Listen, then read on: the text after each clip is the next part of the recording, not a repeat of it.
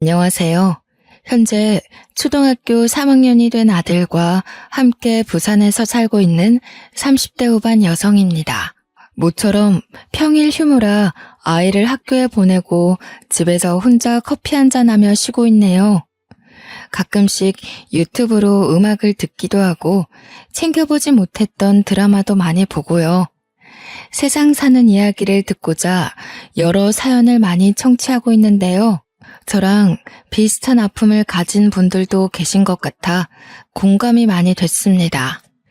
제가 겪었던 사건을 계기로 저는 성격이 많이 무뚝뚝해지고 사람에 대한 경계심이 생겼는데 이렇게밖에 될 수 없었던 마음 아픈 일이 있었죠.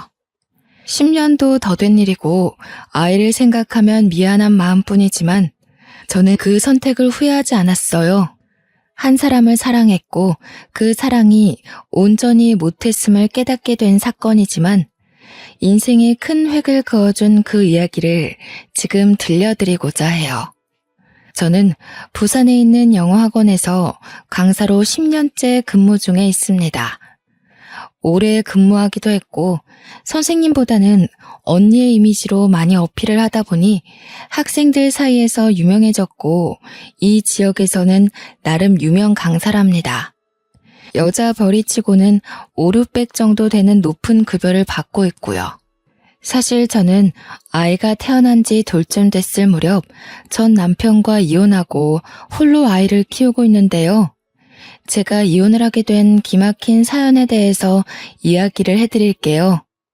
저희 집은 대대로 변호사, 의사를 배출한 소위 말하는 사자 집안입니다. 요즘 사람들 말로 금수저라고 하던데요. 그렇다고 해서 집안 분위기가 TV 드라마처럼 엄격하고 무거운 분위기는 아니에요. 물론 분위기에 휩쓸려 공부를 해야 한다는 강요 또한 하지 않았고요. 자유분방한 편이죠. 검소하게 생활하며 쓸데없는 집안 자랑도 하지 않고 여느 평범한 가정집이었습니다. 저도 친구들과 동네 문방구에서 불량식품도 사 먹고 분식집에서 떡볶이도 먹는 말괄량의 이팔청춘 소녀였으니까요. 한 번은 어렸을 적 할아버지 생신이었을 거예요. 옛날 분이시라 생일이거나 명절 같은 큰 행사는 동네 사람들도 챙겨야 해서 온 가족이 모여 음식도 해먹고 왁자지껄 수다도 떨었죠. 사촌 형제들이 나이가 비슷한 또래여서 외동이었던 저는 친척들이 오는 것을 좋아했었답니다. 할아버지가 형제들을 불러 훌륭한 사람이 되어야 한다고 늘 말씀하시곤 했죠. 술을 한잔 하시고는 잠시 바람을 쐬셔야 한다며 집 앞 산책을 하신다길래 제가 같이 가드렸어요. 따뜻한 할아버지의 손을 잡고 동네 골목 어귀를 거닐고 있는데 공원 벤치에 앉아 잠시 쉬자고 하셔서 근처 자판기에서 따뜻한 커피 한 잔을 가져와 드렸죠. 지훈아, 이 할아비가 늘 똑같은 말만 해서 지루하지? 노파심에 너희들에게 말을 해주다 보니 듣기 싫어할 수도 있을 것 같아서 말이오. 그래도 이 할애비가 하는 말 곡해하지 않고 잘 알아들을 수 있지? 이 할아비가 싫지 않아? 에이, 할아버지, 무슨 말씀을 그렇게 하세요. 당연한 말씀을 하신 건데요. 할아버지 말씀처럼 저희가 공부 열심히 해서 훌륭한 사람이 되어야 세상 사는 데 있어서 부족함 없다는 걸 누구보다 저희가 잘 아는걸요. 큰아빠댁이나 다른 사촌 형제들 다 그렇게 생각하고 있어요. 너무 걱정 마세요. 그렇다면 다행이구나. 난 우리 손주 녀석들이 꼰대 양반이 또 한 소리 하는구나 아니 곱게 생각할 줄 알았지. 이 늙은이가 은근히 소심하제. 왜 그러는지 이야기해 줄 테니 잘 들어봐. 그렇게 할아버지는 너털 웃음을 지으시며 말씀을 이어나가셨죠. 증조 할아버지께서는 어려서 부모님을 여의고 어느 양반집에서 머슴살이를 하셨다고 해요. 비록 집에서 심부름과 허드렛 일을 도반타 하셨지만 양반 댁에서는 오갈 데 없는 어린 할아버지를 거둬주셨고 자식처럼 대해주셨다고 했는데 알고 보니 주변에서 덕망이 높기로 소문난 분들이셨대요. 부산에서 최첨단댁 하면 누구나 알 정도로 덕망이 높은 분들이셨죠. 증조 할아버지는 그 은혜를 잊지 않으시려 누구보다 열심히 일을 하셨답니다. 1900년대 초반 증조 할아버지가 성인이 되셨을 무렵에 토지 소유권을 확립한다는 명분으로 일제가 얼토당토 않는 이유를 들어 양반들의 토지 수탈을 일삼았다고 해요. 그 양반 집은 농사를 크게 짓고 땅을 많이 가진 부자였는데 일본 놈들에게 빼앗기느니 우리가 잘 먹고 잘 살아야 쌓을 수 있다며 모든 재산을 독립자금으로 환원하고 일부는 할아버지를 비롯한 머슴살이를 하던 분들에게 나누어 주셨대요. 많은 양은 아니지만 집안을 보살펴온 솜씨로 잘 굴려서 대대손손 먹고 살 수 있게 해주겠다며 말이죠. 전쟁을 준비하느라 군량미가 부족했던 일제는 아니나 다를까 양반댁을 목표로 삼고 어떻게든 재산을 몰수하려 했다고 해요. 당시 논을 증여받으신 게 있는데 군량미를 확보하기 위해서 상납하다시피 일본에 넘겨졌는데 할아버지는 그 시기에 논에서 나는 쌀을 이용해 쌀 장사를 하셨다고 합니다. 일본 놈들에게 우리 먹을 것을 팔아넘기냐며 욕도 들으셨지만 그 덕분에 큰 돈을 벌어 지금까지 저희가 잘 살 수 있는 미천을 만드셨다고 했죠. 오랜 시간이 지나 광복을 맞이한 이후에는 버신 돈으로 예전 양반집이었던 터를 사들이고 제 친정이기도 한 지금의 한옥집을 지으셨고요. 내가 이렇게 너희들을 아무 탈 없이 먹여 살릴 수 있었던 건 그 양반 댁에서 베풀어준 은혜 덕분이다. 돈, 그게 다 무슨 소용이냐? 사람 됨됨이가 제일 중요한 거야.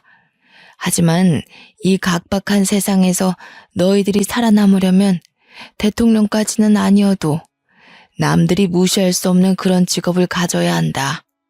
나처럼 없이 살지 말고 편하게 좀 더 떳떳하게 살 수 있도록 말이다. 자신이 없어 살았던 기억에서일까 자식들이 잘 되기를 바라셨고 자신처럼 가난을 겪거나 남의 집 살이를 하는 것을 원치 않으셨다고 합니다. 그래서 배우지 못한 게 천추의 한이 되셔서 자식들 공부를 엄격하게 가르치셨대요. 본인이 배운 게 없고 배우지 못해서 머슴살이를 하셨다는 생각이 강하셨죠. 일제시대까지 몸소 겪으셨으니 얼마나 힘들게 사셨겠어요. 그게 할아버지 때까지 내려와 자식들에게 공부를 강요하는 분위기셨답니다. 강압적인 분위기가 싫었던 자유분방했던 아빠는 의사라는 직업 대신 본인이 하고 싶은 일이었던 검사가 되기 위해 법대로 진학을 하셨대요. 지금 제 부모님은 두 분 다 변호사신데요. 검사이셨던 아버지는 연수원 동기이기도 한 어머니와 함께 로펌을 차리려 검사직을 그만두셨죠. 부산에서 직원이 10명 정도 되는 작은 로펌을 운영 중이십니다. 친정 부모님은 법대생 시절 만나 졸업 후 오랜 연행 기간 후 결혼하셨어요. 아무쪼록 유복한 가정 환경에서 자란 저는 부족함 없이 유년 시절을 보냈고요. 지금 생각해보면 할아버지가 왜 그렇게 공부해라 하셨는지 이해가 될 것도 같네요. 지훈아, 요즘 고민이 많아 보이네. 고생 많지 우리 딸. 엄마 아빠는 우리 지훈이가 하고 싶은 일을 하면 좋겠다. 할아버지나 다른 어른들의 말은 중요하지 않아. 너의 의지가 제일 중요한 거란다. 항상 뒤에서 응원하고 있을 테니 너가 하고자 하는 일이 무엇인지 생각해보렴. 그렇게 생각해주니 고마워요, 아빠. 솔직히 나는 아직 무엇을 하는 게 좋을지 판단이 서질 않아요. 내가 좋아하는 것과 잘하는 것.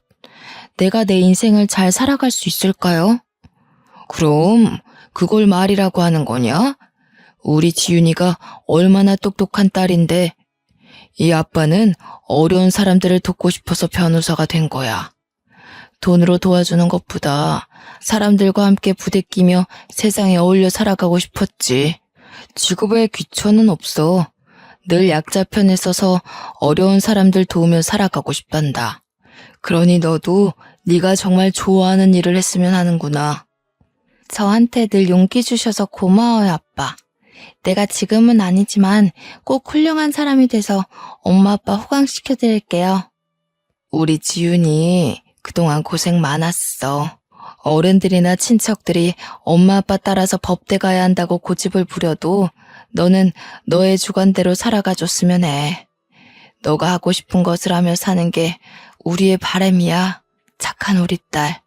사실 저는 외국어를 배우는 것을 좋아해 어학 관련 자격증이 많았어요. 언어를 배운다는 것은 상당히 흥미가 있었고 언어를 통해 얻는 게 많다고 생각이 됐죠. 그래서 불어, 영어, 일본어 등 3개의 국어를 잘 소화할 수 있었어요. 아버지의 조언 덕분에 저는 제가 하고 싶은 일을 찾기 위해 갖은 노력을 했어요. 덕분에 영어 영문학과로 진학해 영어 선생님에 대한 꿈을 가지게 되었죠. 부모님이 지원을 많이 해주시긴 했지만 틈틈이 아르바이트를 해서 용돈과 학비에 보탰습니다. 아르바이트는 출판사에서 번역을 하는 업무였는데 아주 재미있었고요. 졸업 후에는 서울에 있는 강남의 한 학원에서 영어 강사로 일하게 됐는데요. 주말에는 노인복지회관의 검정고시를 준비하는 어르신들에게 영어도 가르쳐 드렸습니다. 누군가에게 제가 갖고 있는 지식을 알려주는, 가르쳐주는 일이 재미있고 보람됨을 느낀 건 처음이었어요. 손녀가 가르쳐주는 것 같다며 어르신들도 열심히 배우려고 하셨죠. 학원에서 처음에는 직장인 반을 담당했는데 거기서 전 남편을 만났습니다. 남편은 제약회사에서 근무하는 직장인이었고 영어를 배우기 위해 학원을 등록했다고 했죠. 남편과 나이도 같고 생긴 것도 곰처럼 둥글둥글하게 생겨서는 인상이 선했어요. 선생과 제자, 때로는 친구로 이야기를 하다 보니 자연스레 연락처를 주고받으며 연인 사이로 발전하게 됐습니다. 지윤아, 우리 이제 슬슬 결혼을 생각해보는 건 어떨까? 너랑 나도 이제 곧 30이고 자리도 어느 정도 잡았는데 연애 그만하고 나랑 결혼해서 행복하게 살자. 내가 가진 건 없지만 너 평생 행복하게 해줄 자신은 있어. 도훈 씨, 나도 결혼을 긍정적으로 생각하긴 하는데 우리가 과연 잘 살 수 있을까? 마음의 준비가 되지 않은 것 같아서 말이야. 뭐? 나는 너랑 만나는 그 순간부터, 아니, 만나오면서 결혼을 해야겠다고 생각했어. 우리 나이도 나이지만 만날 시간도 오래됐잖아. 결혼을 하면 조금 더 안정적으로 삶을 살아갈 수 있지 않을까? 3년의 연애 기간이 있었고 나이도 나이인지라 자연스레 결혼 이야기가 오고 갔습니다. 저는 집안에 대해 이야기를 하는 것을 별로 좋아하지 않았기 때문에 굳이 말할 필요성을 느끼지 못해 말을 하지 않았어요. 부모님이 로펌을 운영하고 계신다던가 사자 집안이라던가 그게 중요한 건 아니잖아요. 남편은 그저 부산에서 작은 법률사무소 하나를 운영하고 계신다고 알고 있었거든요. 남편에게 들은 시댁은 정말 평범한 집안이었어요. 공무원이시던 시아버지는 퇴직 후 아파트 경비를 하고 계셨고 시어머니는 시아버지의 연금을 받으며 생활하시는 여느 가정주부셨고요. 서울에 낡은 아파트를 한 채 갖고 계시고 노후 자금을 어느 정도 마련해 놓으신 상태라고 하셨습니다. 결혼하는데 문제될 건 없겠다 싶어 청혼을 받아들이고 서로의 집에 인사를 가게 됐죠. 어머, 어서 와요. 손이 고운 걸 보니 집에서 굉장히 귀하게 자랐나 봐요. 일을 하나도 안 해본 손이야. 돈이 많은 집안이어서 가정부를 쓰나? 이래가지고 우리 결혼하고 제대로 밥은 차려 먹을 수나 있겠어? 안녕하세요. 처음 뵙겠습니다. 이지윤이라고 합니다. 도훈 씨와 좋은 감정으로 잘 만나고 있어요. 말씀은 많이 들었습니다. 인사드리게 돼서 죄송합니다. 결혼은 어떻게 할 거야? 모아둔 돈은 좀 있고 나이도 나이인지라 직장 생활한 지 꽤 됐으니까 돈 걱정은 하지 않아도 되겠지? 우리 집안이 공무원 집안인데 아들만 유별나지 뭐야. 그래도 그 유명한 제약회사에 떡하니 붙어서 들어갔는데 이 정도면 어딜 내놔도 아깝지 않지. 시댁에 처음으로 인사를 드리러 간 날이었는데 사실 저는 조금 어이가 없었습니다. 보통 며느리 될 사람이 인사를 가면 상다리가 휘어지는 건 아니어도 차를 내준다던가 적어도 밖에서 식당을 잡아서 만나던가 하잖아요. 저는 시어머니가 음식 솜씨에 자신이 없다며 배달 음식을 시켜놨다길래 식다 못해 차가운 중국 음식을 먹었어요. 나름 신경 써서 주문했다며 먹어보라고 권해주는데 정남이가 뚝뚝 떨어지는 거 있죠. 내가 고작 이런 취급을 받아야 하나 아니면 날 시험하시나 그런 생각도 들었습니다. 게다가 돈은 얼마나 있냐 손이 고운 걸 보니 집안일을 해본 적이 없겠다 하시면서 가정교육이 중요하다 하시는 말씀을 듣고는 빈정이 상해버렸어요. 처음 본 사람에게 할 말은 아니라고 생각했지만 어른들 앞이니 참고 또 참았습니다. 결혼 전에 인사드리러 가면 예민해진 상태라 다들 그러면서 결혼 준비를 한다고 하길래 저만 이런 게 아니구나 하고 좋은 게 좋은 거라 생각하며 넘어갔고요. 또 제가 친정은 부산이라고 하니 약간 촌동네 취급을 하더라고요. 서울의 아파트 한 채 값이 얼마인 줄 아냐면서 서울의 아파트 구할 돈은 있냐며 직장이 서울이라 서울에 집을 구하면 자신이 자주 들러 가르쳐줘야겠다는 둥 말씀을 하셨죠.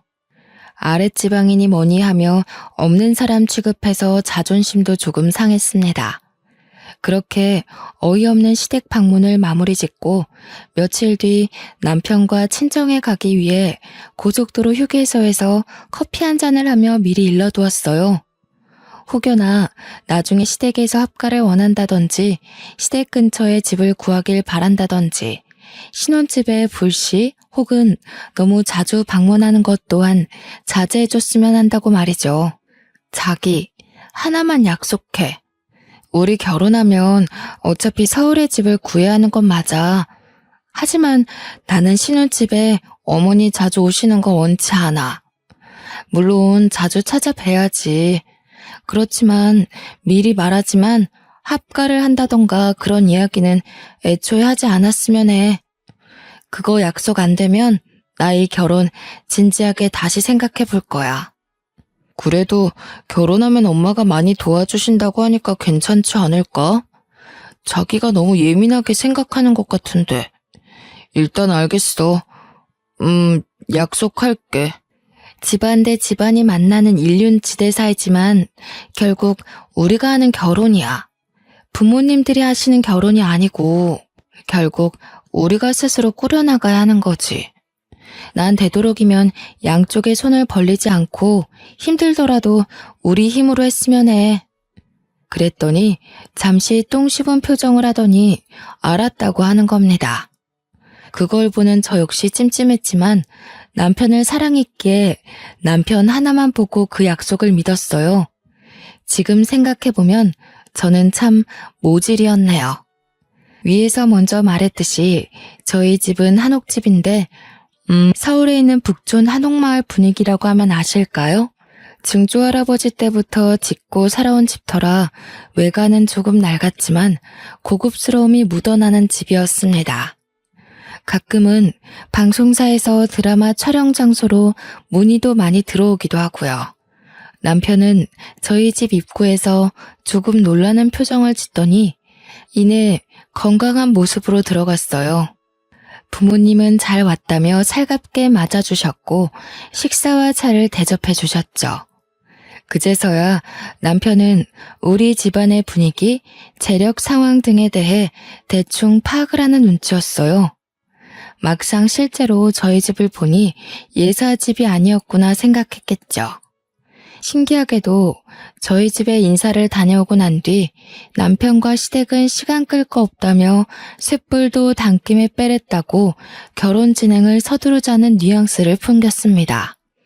저는 남편과 양가의 손을 벌리지 않고 결혼 준비를 하고 싶었어요. 한사코 거절했는데도 불구하고 하나밖에 없는 소중한 딸에 결혼하는데 이 정도도 못해주냐며 반강제적으로 강남에 제 명의로 30평짜리 아파트 한 채를 마련해 주셨어요. 결혼 선물이라며 마음 쓰지 말라고 하셨지만 저는 받기만 하는 것 같아 죄송할 따름이었습니다. 미리 신혼집에 들여놓을 혼수를 보러 다니는데 시어머니는 이런 게 좋다더라 저런 게 좋다더라 하며 혼수를 두기 시작했습니다.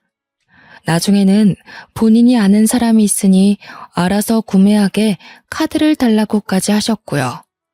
정중하게 거절했더니 역시나 똥 씹은 표정으로 그저 알겠다고만 할 뿐이었죠. 예, 준비는 잘하고 있니?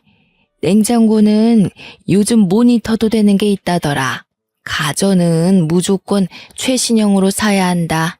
괜히 좋은 게 아니잖니. 그리고 김치 냉장고는 필수로 사야 하는 거 알지? 이왕 사는 거 좋은 거 사라고 알려주는 거야. 너무 부담 갖지 말고 어른이 경험으로 하는 말이니 다 새겨들어. 그렇게 몇 개월의 시간이 흘러 저희는 결혼식을 올렸습니다.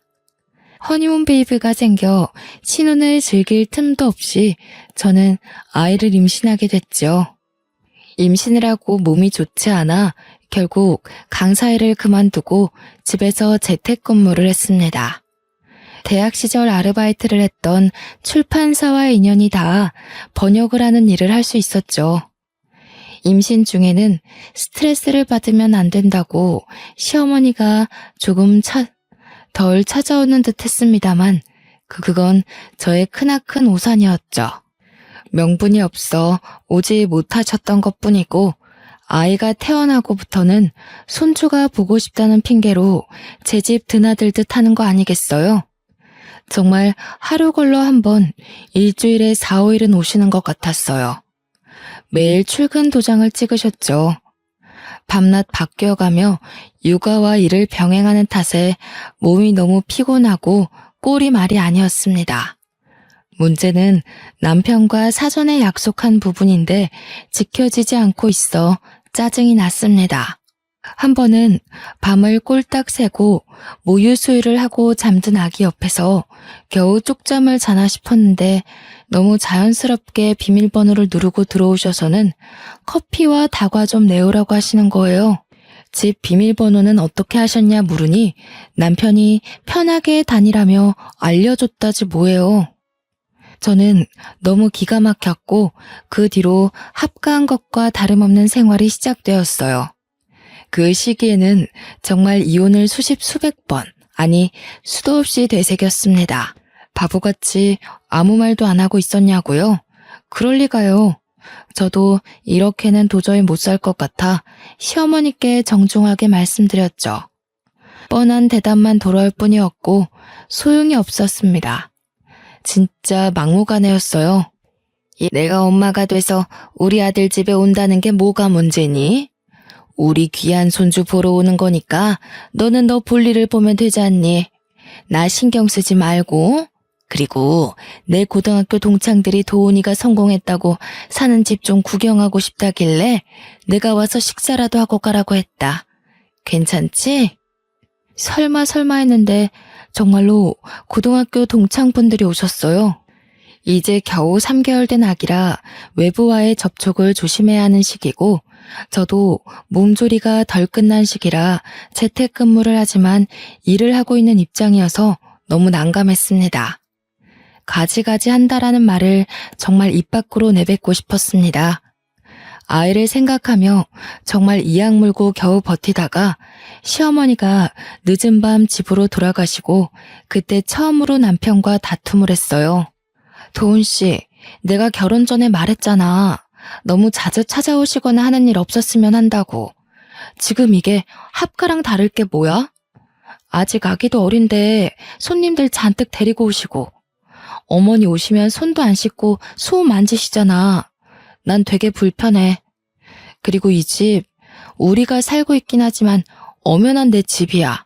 편하게 쉴 권리가 있는 내 공간이라고. 뭐? 그래, 당신 명의로 된 집이지. 그래도 엄마가 얼마나 자랑하고 싶었으면 그랬겠냐? 조금 이해해 줄 순 없어? 왜 이렇게 예민하게 구는 거야? 그냥 당신이 조금만 양보하면 안 돼? 와서 수호도 봐주시고 편하잖아.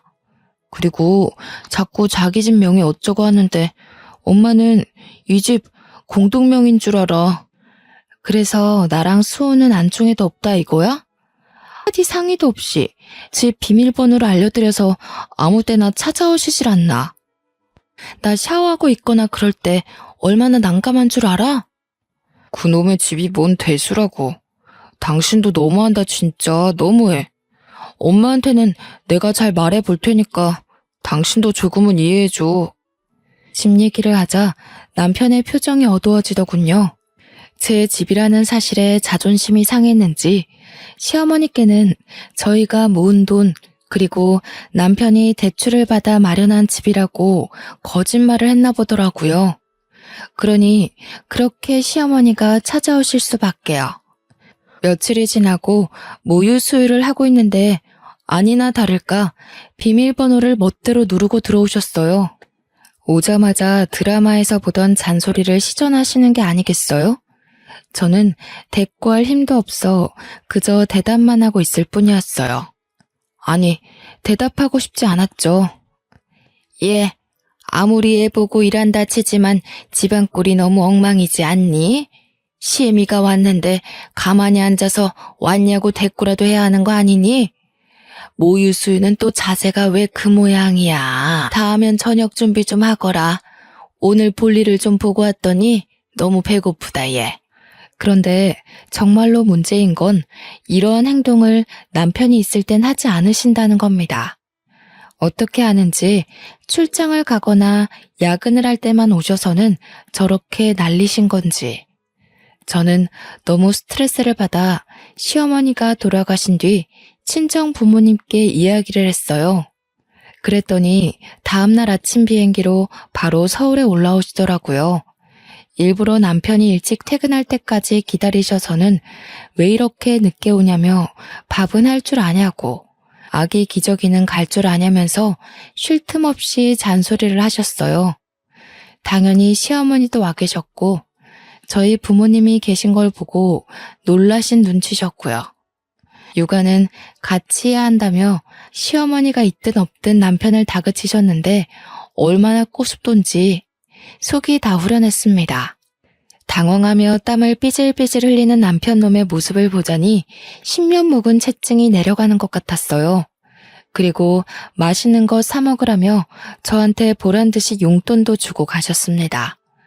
시어머니는 일이 있다고 얼굴이 시뻘개지셔서는 다음에 다시 오겠다고 하시더니 가셨고요. 친정 부모님이 돌아가신 뒤 남편은 왜 연락도 없이 오시느냐며 불평하기 시작했어요. 아니, 장인어른 장모님은 말씀을 하고 오시지. 이렇게 갑자기 오시는 게 어딨어. 퇴근하고 왔는데 자기는 아무 말도 안 해주고. 앞으로는 오시기 전에 미리 연락을 좀 주시라고 해. 뭐? 시어머니는 비밀번호 누리고 알아서 시도 때도 없이 오시는데 우리 엄마 아빠가 오면 얼마나 온다고. 그게 그렇게 불만이야? 거리도 멀어서 몇 달에 한 번 볼까 하는데 그게 그렇게 안 입고 와? 그래도 서로 간에 예의라는 게 있는 거야. 나도 회사에서 일하는 입장인데 아무런 연락도 없이 오시는 건 경우가 아니지. 자기가 기뜸이라도 해주던가 해야지. 안 그래? 뭐? 진짜 웃기는 소리 하고 있네. 그럼 어머님은 미리 나한테 귀뜸하고 오시니? 내가 전에도 말했지. 우리가 살고 있지만 이 집 엄연히 엄마 아빠가 해주신 내 명의로 된 집이라고. 우리 엄마 아빠가 올 권리는 당연히 있는 거 아니야? 어떻게 한마디를 지지 않냐. 엄마 당신 걱정돼서 오는 거고 수호 보고 싶어서 오시는 건데 그것도 이해 못 해줘? 아무튼 나 피곤하니까 나중에 이야기해. 결국 도저히 안 될 것 같아 저도 제 일을 하기 위해 베이비시터를 고용했습니다. 제가 욕심이 많아서인지는 모르겠지만 육아와 일을 병행하니 피곤하고 힘들었지만 일을 포기할 순 없었거든요. 베이비시터를 고용한 사실을 알게 된 시어머니는 노발대발하셨어요.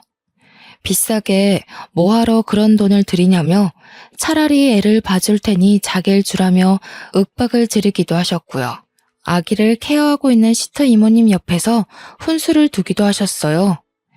이모님도 불편한 걸 느끼셨고 저는 어머니께 자주 안 오셔도 된다고 말씀드렸지만 아니나 다를까 매번 똑같은 레파토리로 대답하셨고요. 예, 수엠이야. 나는 너를 이해하다가도 이해할 수가 없구나. 시어머니가 이렇게 자주 오고 애도 봐주고 하면 감사합니다 하고 용돈을 드려도 모자랄 판인데 베이비시터라니. 그 사람 믿을 만한 사람인 거야? 어머니, 저 수호 보면서 일도 해야 하고요. 믿을 만한 사람 고용한 거고요. 솔직히 어머니 너무 자주 오시는 것 같아요. 막상 오시면 커피 드시고 낮잠만 주무시고 가시는데 수호 봐주시지도 않잖아요. 저 일도 해야 하는데 너무 힘들어서 고용했어요. 아니, 내 귀한 손주를 왜 남의 손에 맡겨 키운다니? 너 제정신인 거야? 내가 내 아들 집에 자주 드나들면서 애만 보고 너를 좀 소홀하게 대했기로써니 너 그래도 내가 시엠인데 나한테 그렇게 하면 안 된다. 너 그러다가 어디 가서 못 배웠다는 소리 들을까봐 걱정이야. 스트레스를 너무 받은 탓에 더 이상 대꾸림도 없었습니다. 그 뒤로도 너무나도 당연하게 낮, 밤, 심지어 새벽에도 맘대로 드나드는 통에 저는 참고 있던 성질이 폭발하기 일보 직전이었습니다. 새벽에 아이 분유를 타며 이대로는 못 살겠다 생각이 들었어요. 산후 우울증이 이래서 오는구나 싶었다니까요. 매번 친정 부모님을 부를 수도 없는 노릇이었고 내 집을 자기 집처럼 생각하는 시어머니가 너무 싫었습니다. 이 집 제 명이라고 아드님은 몸만 들어와 사는 거라고 소리치고 싶었지만 남편 놈의 자존심마저는 건들 수는 없었기에 홀로 눈물을 삼켰어요. 무엇보다 결혼 전 약속에 대해 하나도 지켜지는 부분이 없어서 남편에게 실망감이 컸고요. 그래도 좋게 해결해 보려고 아이를 재우고 남편과 이야기를 하기 위해 거실에 커피를 마시며 테이블에 앉아 있었습니다. 씻고 있는 남편 휴대폰으로 문자 메시지가 오는 게 아니겠어요? 늦은 시간에 누군가 하고 들여다보는데 시어머니였어요. 그래, 이번 달은 얼마나 보내줄 거냐? 라는 메시지였습니다. 잠가놓지 않았기에 궁금했던 저는 메시지를 들여다보았어요. 남편과 시어머니가 나눈 대화 내용은 아주 기가 찼습니다. 결혼하고 혼인신고하고 아이까지 있으니 지가 뭘 어쩔 거냐면서 심호알기를 우습게 한다는 둥, 돈만 많으면 뭐하냐며 저를 흉보는 메시지가 가득했거든요. 더군다나 수시로 돈이 빠져나간 출금 기록 문자들도 덜어 있었고요. 혹시 몰라 빠져나간 내역을 살펴보니 공동생활비 통장이었습니다. 남아있는 금액도 너무 터무니없었지만 매번 적게는 몇십만 원, 크게는 몇백만 원이 출금된 기록을 보고 화가 났어요. 그것도 시어머니 이름으로 된 계좌로요. 너무 기가 막힌 탓에 남편이 나오자마자 쏴붙였어요. 자기, 이거 뭐야? 우리 모은 돈 다 어디 있어? 왜 나한테 한마디 상의도 없이 돈을 쓴 거야? 어디에 썼어 도대체? 이 통장에 왜 이거밖에 없냐고. 설명을 좀 해봐. 그게 사실 엄마 드렸어. 전세금 올려달라는데 돈이 없다고 하셔서 조금 보태드렸고. 그리고 생신이신데 필요한 거 샀으라고 용돈도 드리고. 하나밖에 없는 아들인데 뭐라도 해드려야 하지 않겠어? 그걸 말이라고 해? 적어도 나랑 상의는 했어야 하는 거 아니야? 이 돈 나랑 자기랑 같이 모은 돈이야. 그리고 막말로 내가 더 많이 보탰으면 보탰지. 한 푼도 아니고 그게 말이 돼? 그리고 우리 이제 수호도 있어서 언제 어떻게 돈이 필요할지 모른다고 내가 누누이 말했을 텐데.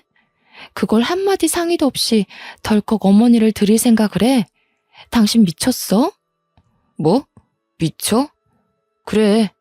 부부 공동명의면 누가 써도 상관없는 거 아니야? 돈을 안 벌 것도 아니고 채워놓으면 되잖아. 아직 수우 어리고 들어갈 돈이 뭐가 있다고 그래?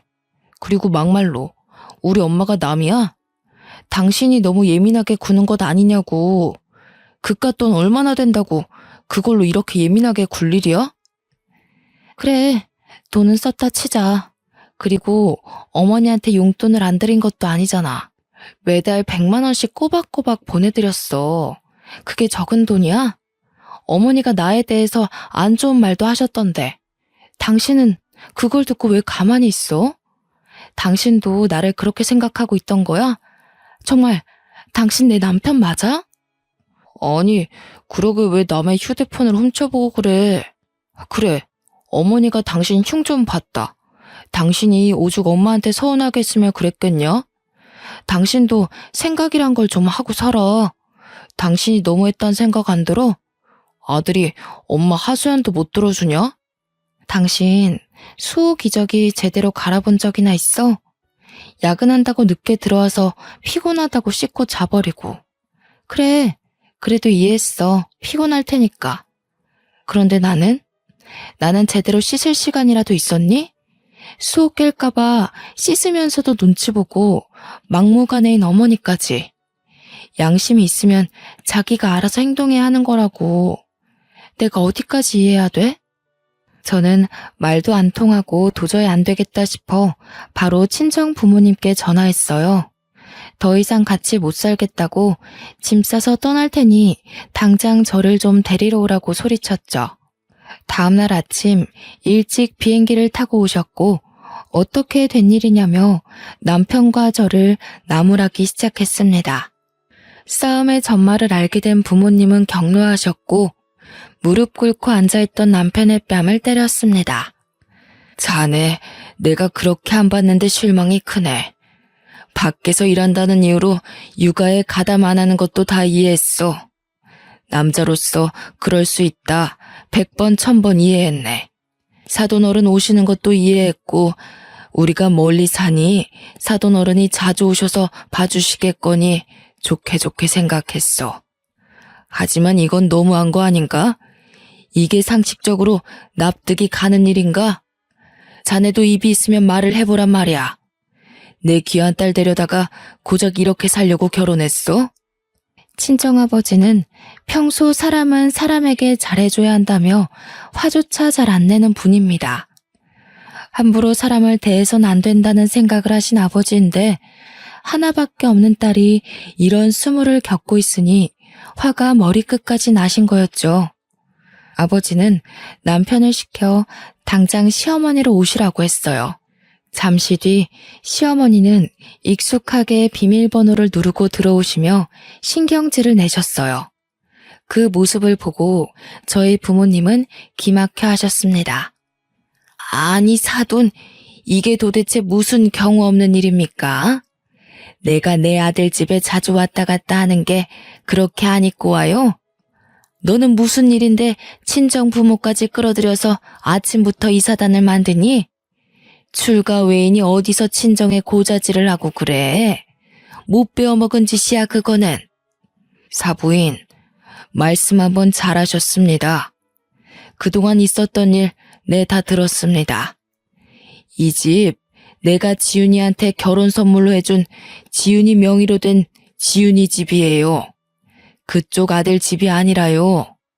몸만 들어와서 사는 주제 큰 소리 칠 건 아니라고 봅니다만. 뭐? 그쪽 아들? 사돈, 지금 말 다 했어요? 이 집이 우리 아들 집이 아니면 누구 집이야? 웃기는 소리 하고 있어 정말. 당신이 뭔데 그런 소리를 하는 거야? 사돈 어려운 줄 모르시네. 나중에 시집살이를 얼마나 하려고 그러시나 뒷감당할 자신 있어요? 이 집 우리 지윤이 명의로 된 집 맞고요. 시집살이? 그거 더는 못하게 할 겁니다. 내가 변호사 짬밥만 몇십 년인데 어디 해볼 테면 해보세요 사돈. 내가 할 수 있는 조치는 다 할 겁니다. 조만간 김서방 앞으로 이혼 서류 보낼 테니 도장 찍을 준비나 하세요. 뭐? 변호사 그렇다고 누가 겁먹을 줄 알아? 변호사면 다 해요? 어디 해볼 테면 해봐요. 그에 비해 그 딸이라더니 따박따박 버릇없이 하는 게 네 친정아버지를 닮았었구나. 장인어른, 제가 잘못했습니다. 한 번만 봐주세요. 다시는 지훈이 고생시키는 짓 하지 않겠습니다. 봐서라도 한 번만 용서해 주세요. 잘못했습니다. 내가 자네를 지훈이 짝으로 받아준 건 사람 인품 하나 봤기 때문이야. 가진 거 없이 몸만 들어와도 있는 사람이 하면 된다고 생각했지. 돈은 문제가 아니었어. 자네 하나 믿고 하나밖에 없는 내 귀한 딸 시집 보냈는데 이런 취급 받으면서 산다고 하면 내 가슴이 얼마나 찢어지는지 아나? 자네 그렇게 하는 거 아닐세. 난 이 결혼 물을 테니 마음에 준비하고 있게. 얘 도훈아, 너 나한테 이 집 네가 산 거라며. 네가 모은 돈으로 대출 껴서 겨우 샀다며. 돈 별로 안 들어갔다고 마음대로 오라고 그랬잖아. 너 엄마한테 거짓말한 거니? 사실 그대로입니다. 이 집 지훈이 집이고 오늘 이후로 서로 볼 일은 없을 겁니다. 혹시나 용서라도 바란다면 꿈에도 꾸지 말게. 지훈이 너도 지금 당장 짐 싸. 자네는 지금 당장 사돈을 모시고 이 집에서 나가는 게 좋을 게야. 부모님이 변호사라는 사실을 뒤늦게 한 시어머니는 뒷목을 잡고 휘청거렸습니다. 엄포를 놓는 아버지 앞에서 꿀먹은 벙어리가 된 남편은 시어머니를 모시고 시댁으로 갔고요. 그 뒤로 더 말할 것도 없다며 앞으로 살 길이 내다 보인다고 바로 이혼 서류를 준비했죠. 저는 그 길로 부모님을 따라 간단한 짐을 챙겨 부산으로 내려가며 부동산에 신혼집을 내놓았습니다. 더 이상 살 가치가 없는 집이었고 부모님이 사주신 소중한 집이었지만 부모님도 그렇게 더럽혀진 집 더 이상 살 가치가 없다며 처분하라고 하셨어요. 시어머니는 그제서야 미안하다며 사과를 했지만 저의 결심은 변하지 않았고요. 저는 바로 이혼 서류를 준비해 남편의 짐과 함께 시댁으로 보냈어요. 남편은 미안하다며 시어머니와 함께 부산에 찾아오기까지 했지만 매몰차게 대했어요. 그동안 몰래 쓴 돈까지 뱉어내고 싶지 않으면 조용히 이혼 서류에 도장을 찍으라고 엄포를 놨죠. 처음에는 위자료와 재산 분할을 청구할 거라며 이혼 소송을 하겠다며 완강하게 버텼지만 저희 부모님이 누굽니까? 변호사시잖아요. 말할 형편되면 얼마든지 하시라고 엄포를 놓으셨죠. 그럴 형편이 되질 않았던 시어머니와 남편은 결국 이혼 서류에 도장을 찍었고요. 그 뒤로도 아이가 보고 싶다며 연락을 취해오긴 했지만 그조차 허락을 하지 않았습니다. 남편은 육아에 대한 기여도가 전혀 없었고 아이를 핑계로 어떻게 해볼 속셈인 걸 저는 뻔히 알고 있었기 때문이었죠. 1년쯤이 지났을 무렵 시아버지가 연락이 오셔서는 저에게 사과를 하셨고 아이의 근황이 궁금하다며 사진을 보내줄 수 없냐시길래 몇 장 보내드렸는데요. 시아버지는 고맙다며 괜한 못난 집안의 시집와 고생만 하다가 가서 자신이 미안하다고 다시는 연락을 하지 못하게 하겠다고 하셨죠. 사실 이혼을 하고 난 뒤에도 간간히 아이를 핑계로 남편과 시어머니가 연락을 해왔거든요. 어찌된 일인지 그 이후로는 시댁과 일체 연락을 하는 일이 없었습니다. 지금은 시간이 지나 저도 많이 안정이 되고 괜찮아졌는데요. 아이에겐 미안하지만 그때 이혼하지 않았으면 아마도 지금까지 불행하게 살았을 거예요. 아이에게 좋은 것만 보여주고 싶고 들려주고 싶은 거 모든 부모의 심정이잖아요. 아무쪼록 그 이후로 저는 부산에 정착해 살며 영어 학원 강사 일을 다시 시작했어요. 벌이도 괜찮고 나름 유명해지기도 해서 아이와 함께 만족하며 살고 있죠. 아빠의 빈자리를 느낄 만도 하지만 부족함 없이 키우려 제가 많이 노력하는 걸 아는지 아이는 엄마만 있으면 된다며 오히려 저를 위로해 줍니다. 사촌 형제들도 각자 결혼해 가정이 있지만 고맙게도 올케들이 서로 나서서 저희 아이도 같이 챙겨주고요. 아이들끼리도 잘 어울려서 가족의 정을 느끼며 하루하루 재밌게 살아가고 있답니다. 아이는 초등학교를 졸업하면 미국으로 저와 함께 유학도 갈 예정입니다. 저도 따라가 아이의 뒷바라지를 하며 이곳에서의 기억은 묻어두고 올 거고, 제가 좋아하는 영어 공부를 좀 더 해보고 싶기도 하거든요. 나중에 유학을 끝내고 돌아와서는 영어 학원을 새로 차릴 거랍니다. 비록 저는 아이를 혼자 키우는 이웃녀이지만 앞으로 더 당당하게 살아가려고 노력할 겁니다. 그게 저와 아이를 위한 길이기도 하고요. 제 인생에는 밝을 날만 가득할 거라고 굳게 믿고 있어요. 제 긴 사연을 읽어주셔서 감사합니다. 여러분도 항상 행복하시길 바래요.